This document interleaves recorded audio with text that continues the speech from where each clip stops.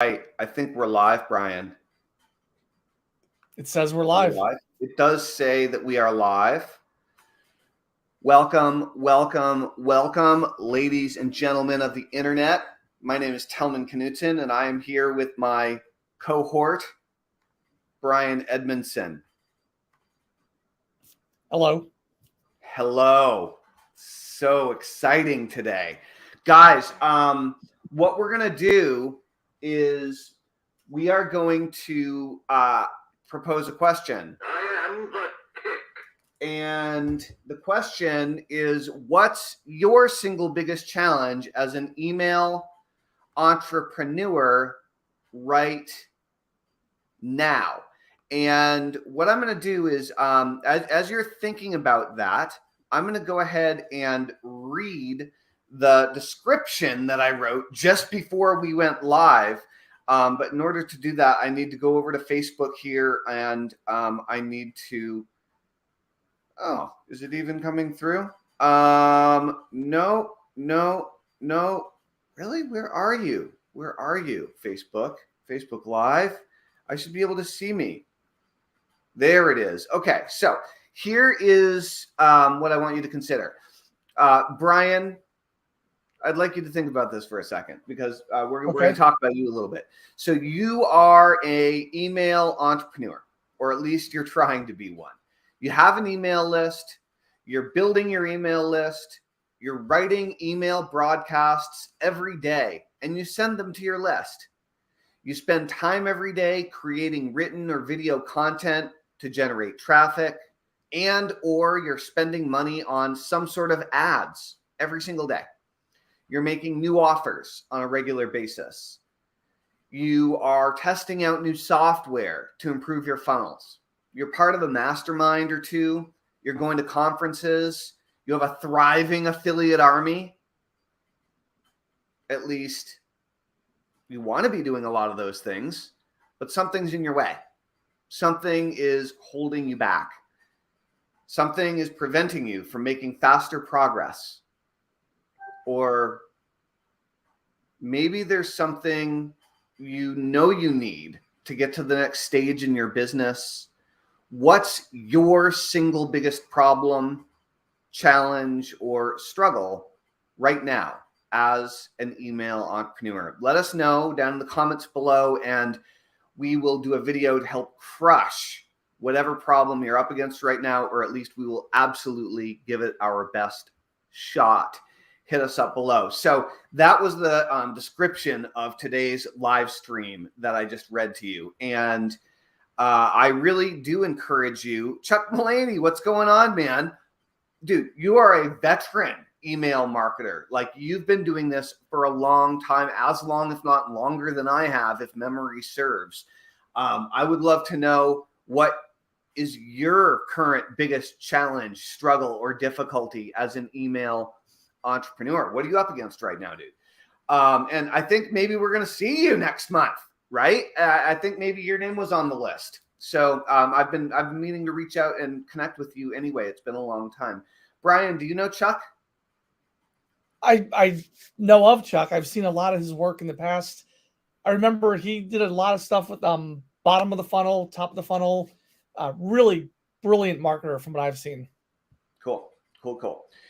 So, guys, in the comments, let us know, what is your biggest challenge and difficulty that you're facing, and be willing to look a little silly.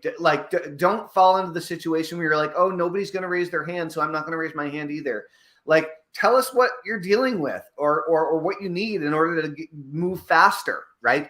Let us know where your challenges or struggles are, and we will do our absolute best to help you out. And if we can't help you out, then we'll point you in the direction of someone we think might be able to help you out better than we can, right? Chuck is writing back. He says, thank you for the, I assume this is Chuck. This is an anonymous Facebook user apparently, but thank you for the kind words, Brian. Super nice. Awesome. So I actually posted a post earlier today in our Art of Email Marketing Facebook group posing the same question.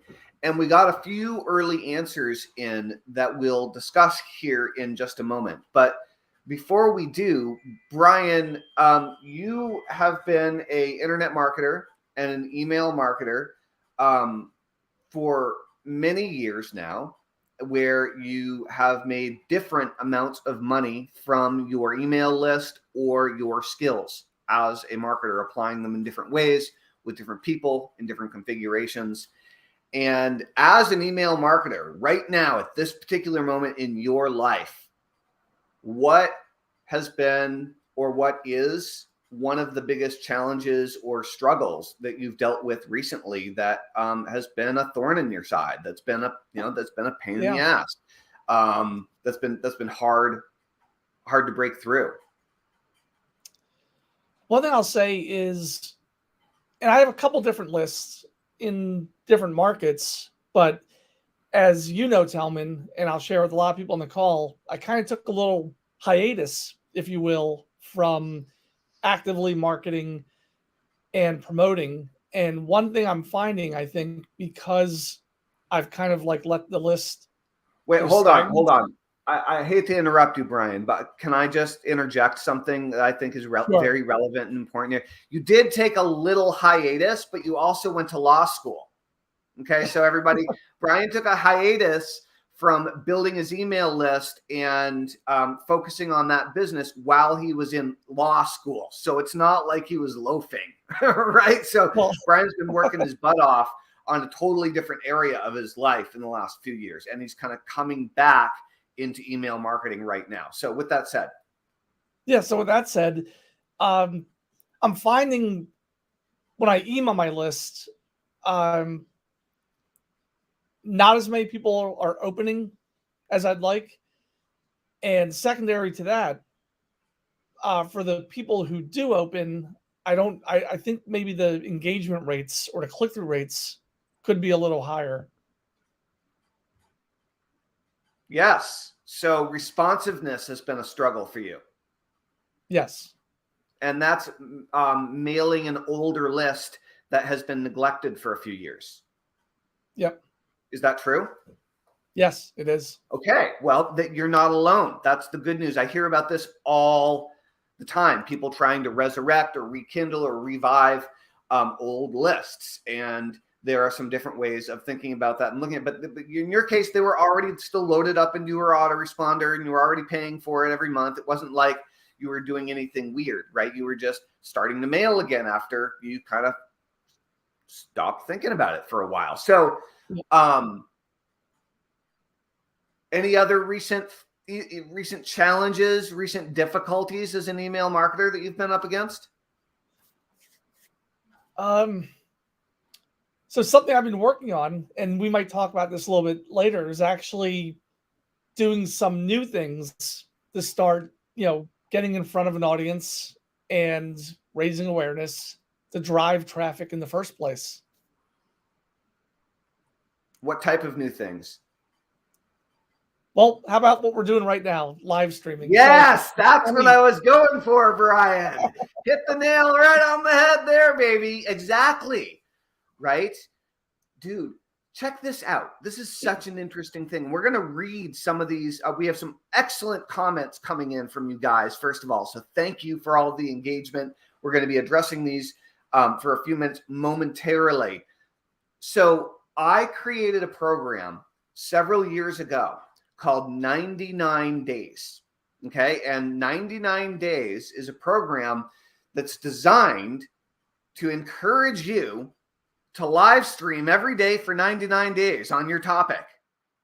Okay. And I created it to create like an accountability group, an accountability program that people could jump into and take and all start doing something together and break through the barrier of the bad habit of not doing something like creating content every day. Right. In this case, I find that live streaming is the best choice for me anyway, because there's no editing, which means I can't use editing as a procrastination mechanism to not get my video posted that day. And you can always edit a live stream after the fact, but you can use editing as a procrastination mechanism to actually pull the trigger on getting something out there if you require editing to create something. Writing takes longer for me, and again, easily get stuck into the editing trap if you are an editor type of a person or detail-oriented type of individual. And so, but interestingly enough, what I found is that people are scared as the ever-living bejesus of getting on camera and talking about their stuff every day. People are terrified and will come up with every excuse in the book to, one, say they're not terrified, and to two, come up with the most creative, my dog ate it excuses to justify why they're not live streaming more often and more frequently and doing the daily activities in their business that get them more visibility and make them more money, right? This fear is pervasive, it's elusive, and it's everywhere. And you can win the battle against it, but it's a very real thing. Brian, for you, how did the fear of public speaking, fear of rejection, fear of hecklers, like all the various things that people can, I mean, when you're live streaming, anybody can give you shit about anything, right? I mean, and you got to be able to deal with it, like, without breaking a sweat, hopefully, right? So, like, what are some of the things that messed with you around this, do you think? Yeah. And I think you're right, Tellman. So, because I talk to a lot of people, and I also give them the advice of, hey, video is really hot. It's popular. It's what's working. And of all the different ways we can create content or put ourselves out there, I think video lends itself to the most excuses as to why I can't do video, right? So it's beyond just your typical, I don't know what to say. I don't know if I have the right to say anything. Then we get into, like, I don't like the way I look on camera. Right. You don't have the right lighting. I don't know about the equipment. The bags under my eyes, dude. These are the Norwegian bags. There's like constant. I mean, and there's a light up there. It's not ideal lighting. Totally. There's all sorts of reasons we can talk about why we can't go live. And I definitely relate to that because, honestly, so as far as like public speaking goes, I've spoken before audiences before. I think the largest audience I spoke in front of was like 2,000 people, and I have no problem doing that. If you said right now, Brian, we've got an auditorium right now with 2,000 people, want you to go up there and give them a presentation on email marketing, no problem. Do it in a heartbeat. But if you say, Brian, I got a camera in the next room, want you to go make a video, all of a sudden, oh, I don't know about that. So there's something about video. And for you, for a while, you tried to get me to go live. So I'll give you a perfect example. Like today, you said to me, Brian, are you ready to go live in a couple of minutes? I said, I'm getting ready to go live right now. That would not have been my response just 3 weeks ago. What happened? Yeah, what changed? Like, I watched the shift happen too, but internally, or for you, from your perspective, what changed that allowed you to go from making lame excuses on why you're not going live when you know you should be, you want to reach more people, you want to get better at communicating, you want to build a bigger list, you want to have a bigger audience, you want to have more engagement and relationship with the people who are following you, you want to make more money, you know it will work, and you're not doing it, to, okay, I'm ready to go. Like, what made the difference? Well, this might sound paradoxical, but what changed is I just started doing it. And when you start doing it, the first time when you're like, no, Brian, we're going live, let's just do it right now. I was like, oh my God, I guess I was not comfortable with it. I was like, oh, I don't know what's going to happen, but I did it. And then we did it again. And I think we've only done this. I mean, we haven't done too many of these lives, but it's amazing how after just doing it like a handful of times, all of a sudden, like, you just realize, I think a lot of things happen. You realize it's not as bad as I thought it was going to be. It's a lot easier than I thought, and you just become more comfortable with it, and you just start doing it. So honestly, the easiest way is just to get started and say, F it. Exactly. So, dude, this is causing me to get very excited. So one of the biggest challenges has been getting people to consistently go live. One of the things that I teach in my email marketing methodology is the easiest and the hardest thing to do all at the same time for people, okay, is go live every day, okay? And what that means for you is going to change over time. That doesn't matter. It's about the daily discipline of creating something of value for your audience that brings the audience in and creating something of value for your existing audience. It's real simple. Stay connected to your people. Okay. It's your responsibility as a list owner, as a community leader, which is what a list owner is. It's a community leader. You are the leader of this group now, and you need to start acting like it. Right. However, it's hard. Some people struggle with consistency. That's my problem. My problem isn't going live. I can go live while I'm brushing my teeth with the camera up my nostril. It's fine. But like, I'm not self-conscious that way, but I do struggle with personal consistency with going live on my own. And what I found is over the years that I do best either if I have an assistant in the room with me and it's scheduled in and they walk in with a camera and like hand me some bullet points, or what we're doing right here, which is I have a co-host. And what I'm realizing as we're talking about going live and this fear, because it's not just about going live, it's also about writing to your list every day. Okay. When this fear kicks in, it can manifest by you being like, oh, I'm not going to go live, right? Because of all this stupid crap. But then it also manifests by you never pulling the trigger on your ad campaign. It also manifests by you never quite finishing up that first funnel to where people can opt in. It also it manifests by you never finishing that webinar, never finishing that first sales letter to make that first offer because you just don't have the guts yet. And like, there are all sorts of different ways that this fear of exposure, this vulnerability, this fear of rejection will like punch you in the gut when you're least expecting it. Right? It happens, and it will happen for the rest of your career. So congratulations. But the thing about this is that's really cool with the live component. What I'm realizing, Brian, is I think we need to start teaching the co-host model. And in a way, it's kind of like you're sponsoring someone. A little bit like maybe AA or another sponsorship-based organization system where when you find someone that needs help, you take them under your wing, and then they find someone that needs help and they take them under their wing. And that's how you find different co-hosts. And then you essentially have accountability co-hosts where you just sit down and you do a live show together, and chances of both of you showing up are way higher, right?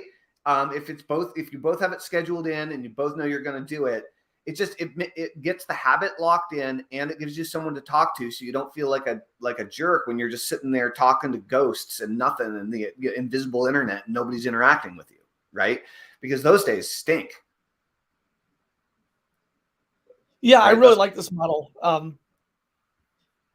So the way I view it is, can you hear me? No, we can hear you. We can, yeah, the okay. Sound, there's a weird sound delay going on between you and me today, but I can hear you. You're good. Okay, cool. So, yeah, so a couple things I'll say with the live is it's actually, for me, preferential for a lot of reasons. One is I think the idea that people are more forgiving and you don't have to be as polished or scripted. Right. If you're doing a video that's pre-recorded versus going live. So it's a lot quicker to, first of all, it's a lot quicker to create the content. As you mentioned earlier, Tellman, there's no editing afterwards. It's just a lot quicker model to get content out there. And for people who are especially, say, more like perfectionists, or they care more about production quality and things like that, well, it's just natural that an audience is going to be more forgiving if you stutter or make a mistake or have to correct yourself in a live environment versus, well, this person took the time to pre-record this video and could have edited it. Why did they not edit out the errors? So there's, I guess, for lack of a better way of putting it, there's a lower bar when you're going live versus doing like pre-recorded type videos as well. Yeah, I know a lot of people are concerned about that. But you've got to bust through that internal hesitation to do it. Right. And that's the kicker. I mean, that's what happened with Eric, right? Eric Oliver. Eric Oliver is awesome. He's the younger brother of my old roommate in college, and he lives in Hawaii. Total hippie, lives in Hawaii, off grid, built his own house. He's like rappelling naked off the side of a house while he's roofing and doing a Facebook Live roofing, demonstration. He's great. And he's been learning email marketing and affiliate marketing and network marketing and learning how to make money off grid from his home in Hawaii for the last few years. And he took our Email Empire program. And during the program, he started going live every day. And eventually he shifted. And now he's like unbelievably charismatic, incredibly enthusiastic, and is developing this massive following of people that are just like him because he figured out how to connect with people from the heart through the camera, right? Really, really cool. Well, Brian, I know we were going to try to be done by 1 today, which means we've got about 9 minutes to talk about some people's comments. How's that sound? Great. Yeah, let's start there because a lot of you, for whatever reason, can't see your names today. So I'm sorry about that. However, I will, sorry, we can't see your names. Alas and alack.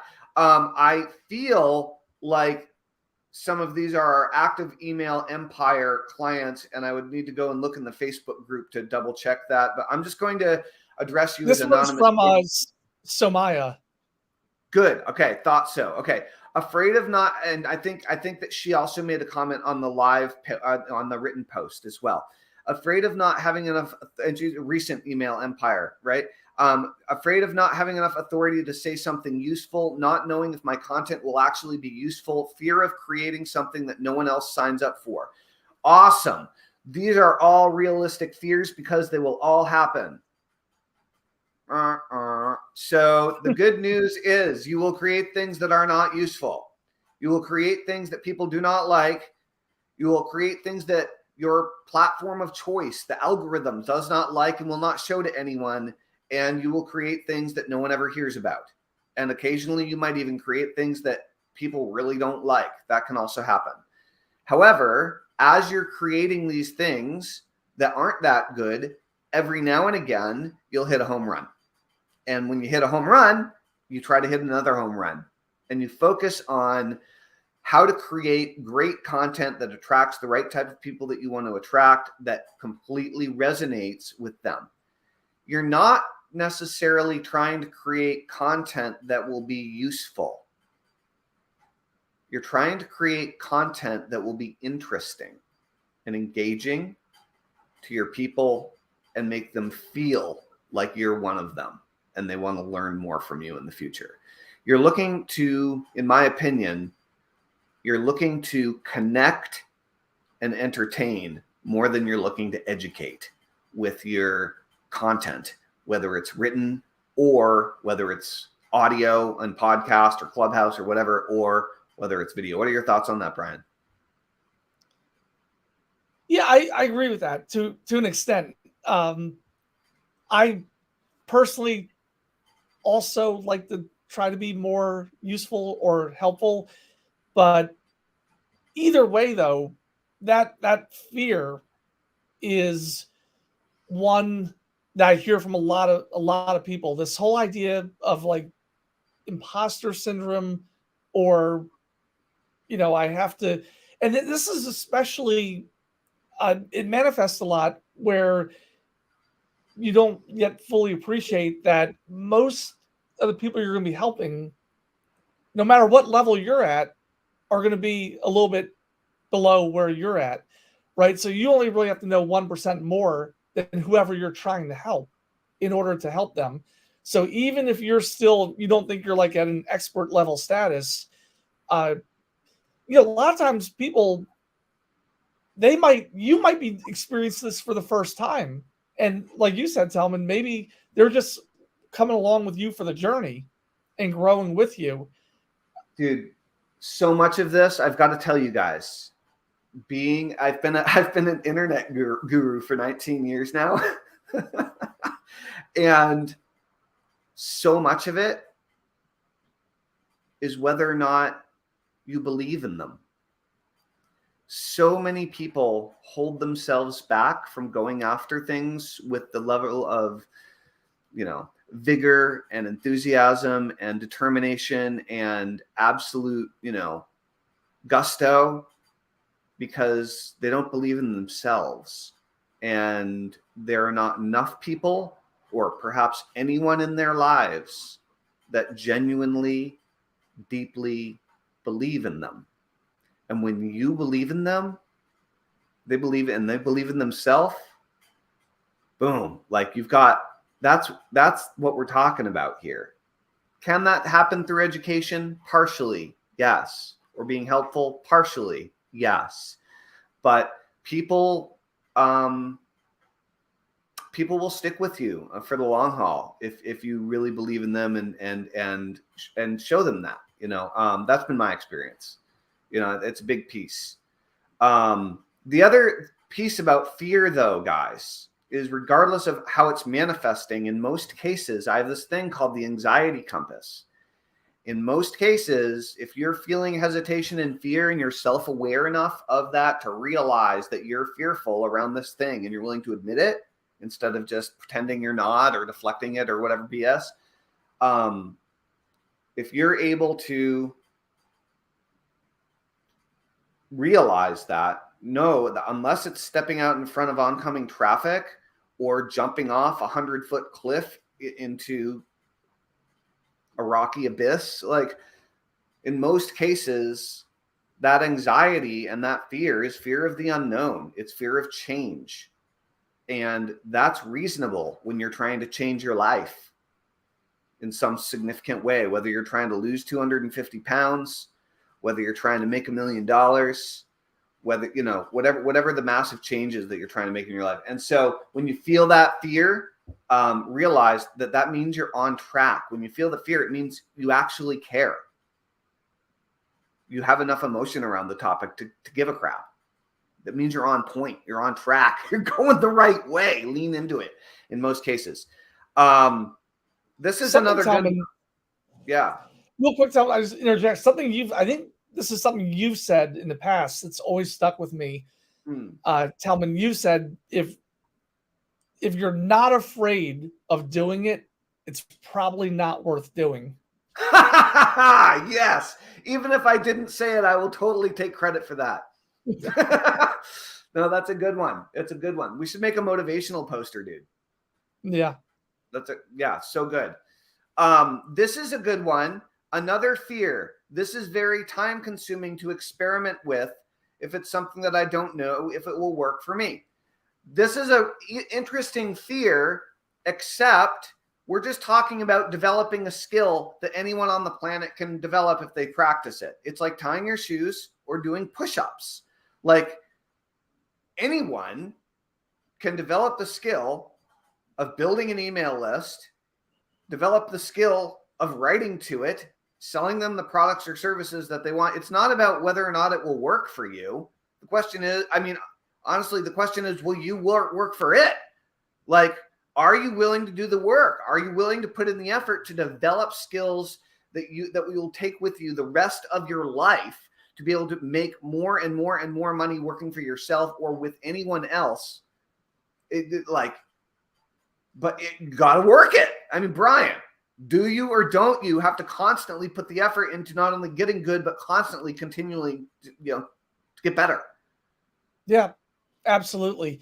Another aspect of this is, at the end of the day, a lot of that's what being an entrepreneur is.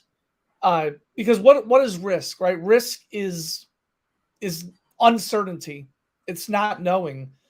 Well, if everybody knew that if they did this thing, they would be 100% successful at it, everybody would do it.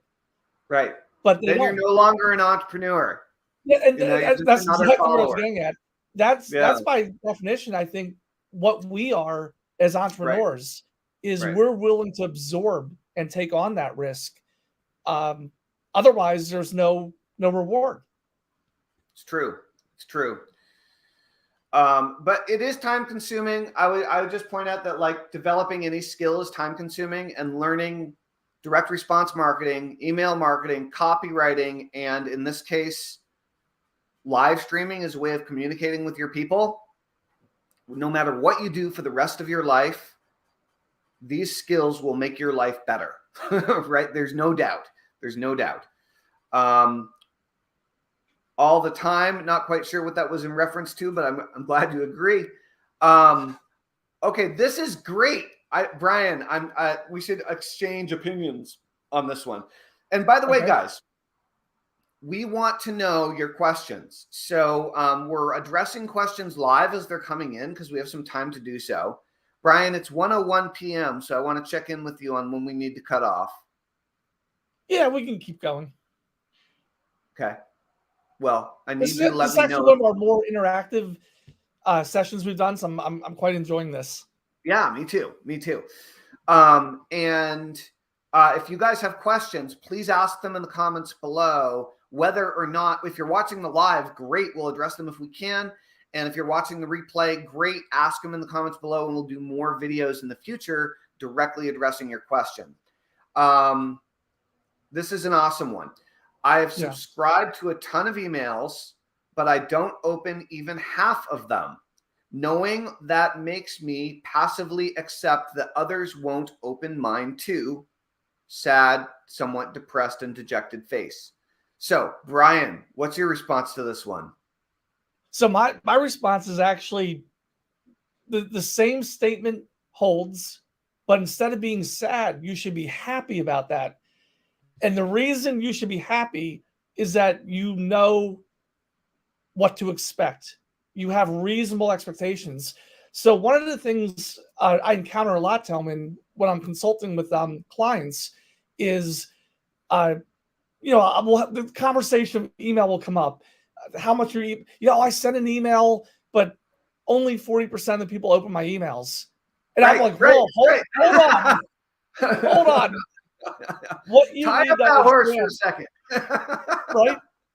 So then, but when I explain to them what the industry standards are, and that they are well exceeding industry standards, right? So what they thought they should be sad about, they should actually be jumping for joy about.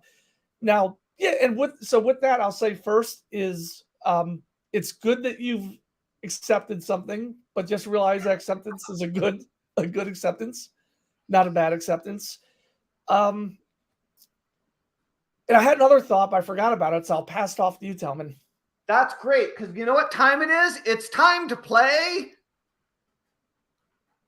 Beat the Control. So here's the deal.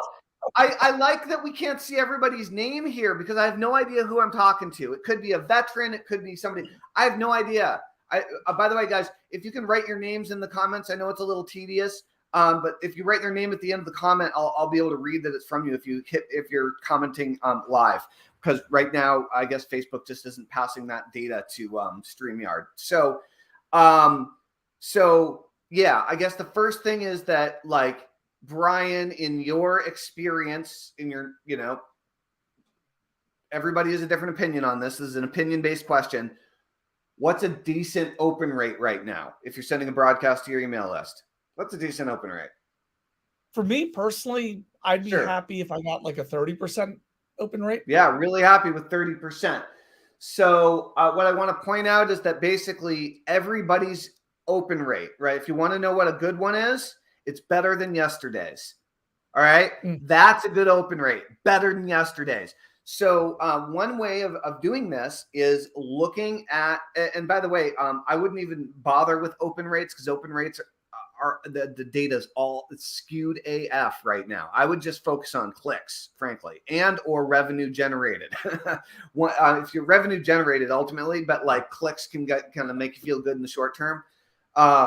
So I would start doing clicks, and what you do is you average together your last 30 days of clicks. So how many clicks did you generate each day? Put it in a spreadsheet. Take the time to do it each day.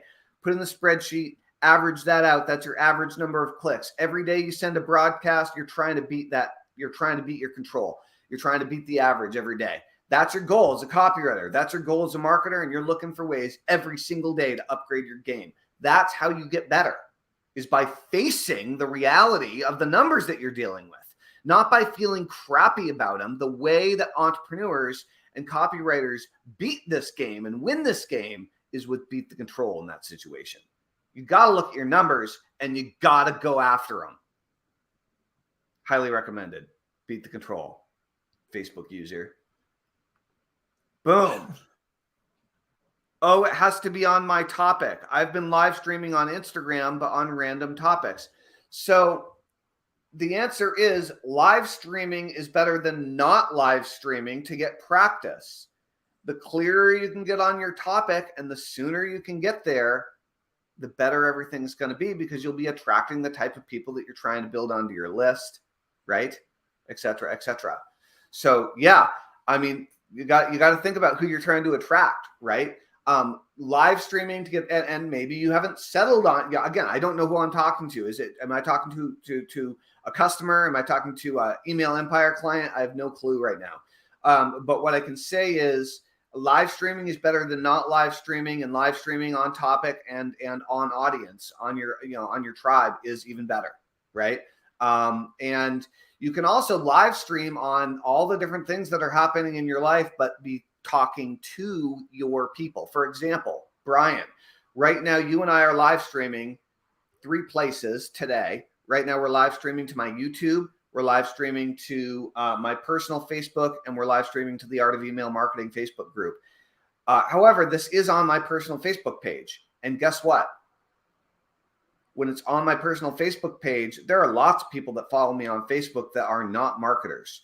All my local friends aren't marketers, right? Family members aren't marketers. All those people aren't marketers, but lots of them still watch my marketing live streams, right? But I'm talking directly to the marketers. I'm talking directly to the entrepreneurs, talking directly to the, to the copywriters and the digital marketers, et cetera, who are out there because of the topic and so on. Right. And as you can see in the comments, most of the people seem like they're entrepreneurs that are making noise. So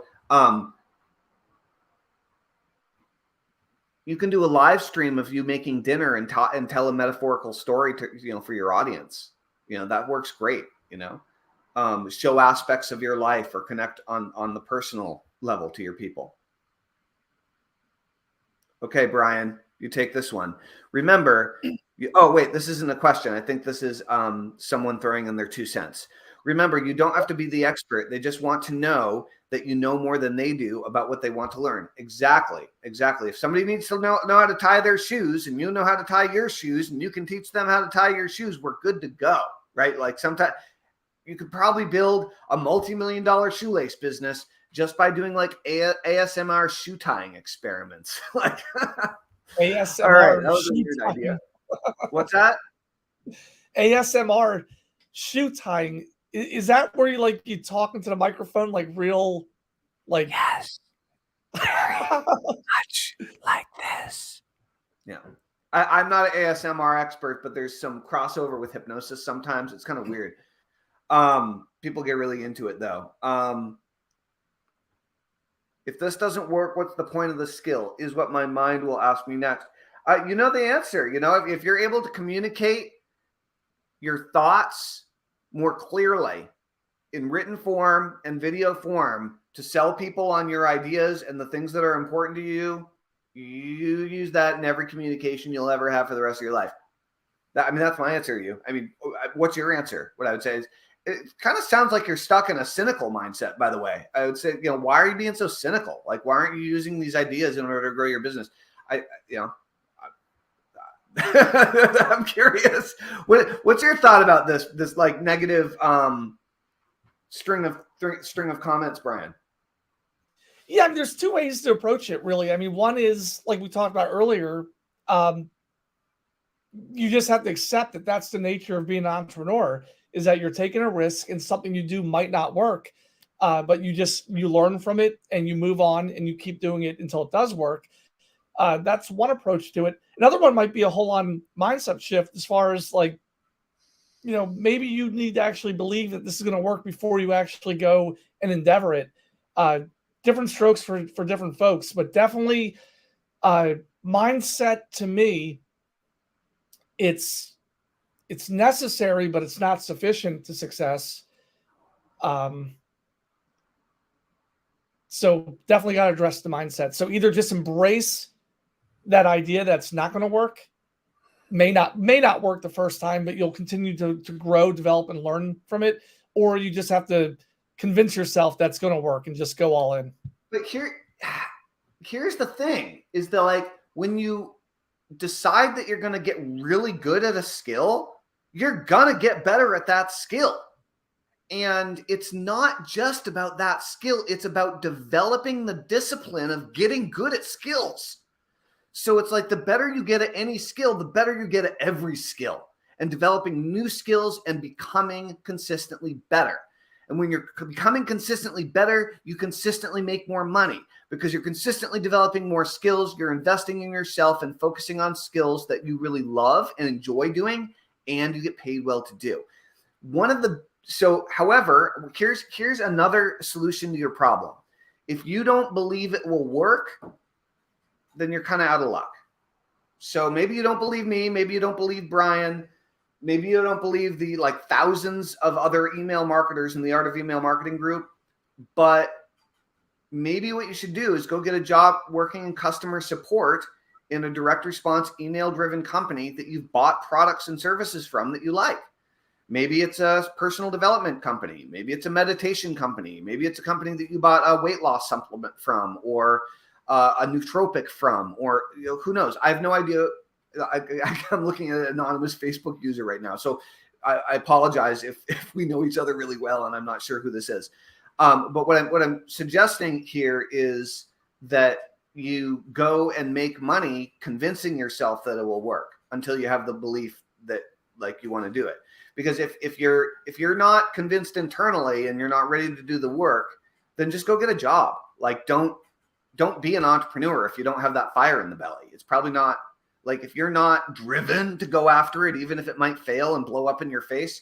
That sounds like maybe focus on something that like getting paid to slowly develop some skills. That would be a less risky proposition, right? And a completely legitimate one that you could do while you're building your business and while you're dipping your toes in the entrepreneurial world. Let's see. Brian, if you need to cut this off, I know you've got like the day before finals tomorrow, so like, I appreciate that you like the break, but like, I agree 100% with the entrepreneurial mindset. My fear is around now knowing which skill to invest the most in. I'm okay with general risk taking, I guess. Awesome. So what I'd like to say that, Tellman, is that's we're on the right track here, right? So it's not just about taking risks, it's about taking calculated risks. And what I can tell you, sitting from where I sit, is if I'm looking at all the different field of different skills you can develop as it relates to online marketing, online business, then email is a pretty sure bet. If you're coming to me today and saying, I'm thinking about going all in on Clubhouse, maybe that would work. Right. I never tell people not to do things. I always say, if you want to try something, it's definitely worth experimenting. But I would probably say that that's not as good of a bet as email. So, I do appreciate that. Hey, if we're going to take a risk, we might as well take a risk that's a calculated risk, and it is most likely going to be the one that pays off. For the foreseeable future, I think email is one of the best skills you can develop. However, I'd like you to imagine that you're on a ship, a pirate ship, and that pirate ship is sailing for gold, but it takes a bunch of pirates in order to sail a ship. And all those pirates have different skills and different levels of reliability especially on a pirate ship, I suspect. I've never been on a real pirate ship with real pirates, but I can only imagine. And there are several different skills that you'll need to learn and or you'll need to bring into your team if you don't learn them yourself in order for that to work. Okay? You can one-man show this, one-person show this, but it's tough because you have to learn how to be highly competent at several different skills that you perform every day with absolute discipline and consistency, because somebody's got to do it. And those to run an email-driven business, right? And most of these skills are true for any online business, by the way. This isn't just about email. You need to know how to drive at least one form of traffic effectively every single day. You need to know how to write direct response copy to get people to opt into your list and buy your stuff. That includes sales letters, squeeze pages, sales videos, possibly webinars, and emails. And you need to be able to write emails that sell or that drive traffic to sales pages that sell. You also need to learn the tech skills, even if it's getting really good at one thing like ClickFunnels. You need to learn the tech skills to quickly turn your ideas into reality while everybody else is sleeping, literally. Wake up at 1 a.m. with an idea. You want to be able to put that baby together and have a funnel by 3 a.m. so you can go back to bed. Like in terms of rapid implementation, you need some tech skills. You need traffic every day. You need to learn how to write successful direct response sales copy. And all of these skills require training for the rest of your life, training and practice for the rest of your life. And somebody needs to handle customer support. Okay. These are all very real things that have to happen. And to do them all yourself is going to keep your business very small and you working your ass off. And so you need to think about, in what ways are you going to team up with other people? Are you going to hire freelancers? Are you going to have employees? Are you going to have business partners? You know, all these types of things. But I would learn how to build an email list and write so that you start driving traffic every day, writing to your email list and sending the offers that you create or that are affiliate offers of some sort. That's the combination of skills that we're talking about with email marketing. It just so happens that that's the exact same processes we also teach in Email Empire. So if you're interested in Email Empire, shoot me a private message and I'll happily chat with you more about that later. Okay, got to go for a meeting. All right, catch you later. That was lovely. Thank you, folks. Thank you. Do we need to do something to create notifications? I'm sure that you do. I'm not sure. Just go ahead and click around. Let's see.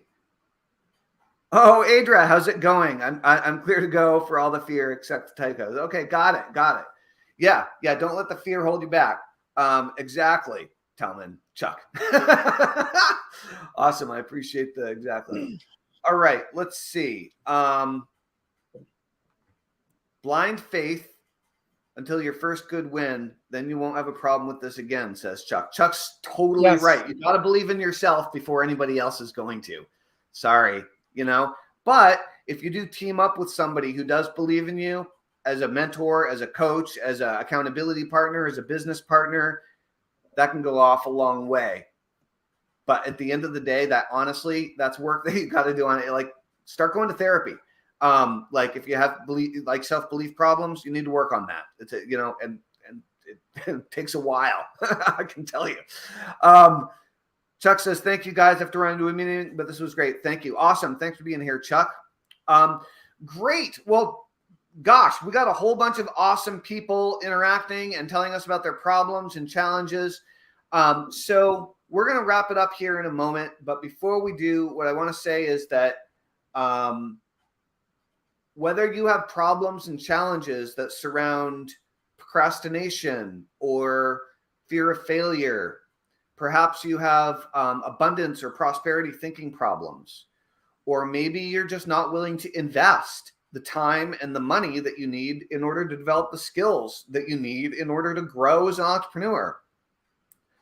Or maybe you've identified that you're willing to invest the time and the money, but you don't know what skills you need, or maybe there are some specific questions that you have, whether it's a knowledge-based question or emotional-based question, a head or a heart-based question. Please feel free and do ask in the comments below your questions. We're doing more videos like this every day, and we would love to hear more about what you're struggling with and do our best to help you out. So what I can say with absolute certainty is that if you want to build your email list, build your following, build your fan base, and grow a business with leverage, so you have a louder voice, so that you have thousands of people hanging on your every word to purchase the products and services that you're offering every single day. If that's something that sounds appealing to you, then type "build my list" into the comments and shoot me or Brian a private message, and we will chat about whether email marketing is right for you and how we can help you out. So this is Tellman. Brian, what do you have to say before we power down for the day? Before we power down, I will say that fear is the path to the dark side. Fear leads to anger. Anger leads to hate, and hate leads to suffering. Yoda. That's what I'm talking about, baby. What was the one-liner you used that you credited me with earlier? Oh, come on, you can do it. If you're not afraid to do it, it's probably not worth doing.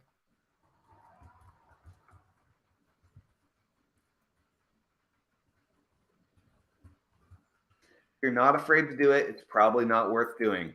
That's right. I don't know if I ever said that, but again, I will absolutely take it. That's a really great one. I'm gonna go and